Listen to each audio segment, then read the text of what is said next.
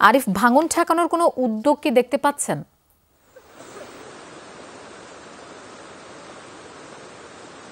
লোপা, আসলে সময় যত বাড়ছে তত কিন্তু বেড়িবাঁধও আরো ভাঙছে। এর মধ্যে 4টি স্থান ইতিমধ্যে ভেঙেছে বলে আমরা জানতে পেরেছি।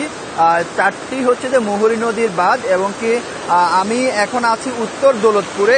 উত্তর দৌলতপুর একটি, বড়ইয়া দেড়পাড়া, এবং কি আরেকটি হচ্ছে যে আরেকটি উপজেলা পরশুরামের অলকা, সেখানে কিছুক্ষণ আগে ভেঙেছে।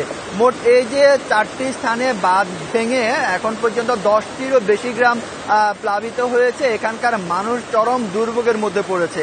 আজকে দুপুরে অনেক বাড়িঘরে তারা কিন্তু রান্নার কাজটিও করতে পারেনি। আমি একটু দেখানোর চেষ্টা করি। এই যে দেখছেন যে একটি সড়ক, সে সড়ক কিন্তু অনেকটা লন্ডভন্ড হয়ে গেছে। যে এইসব এলাকার মানুষরা ইচ্ছে করলে যে ঘরে ঢুকবে বা বাড়ি থেকে বের হবে সে পথটিও নেই।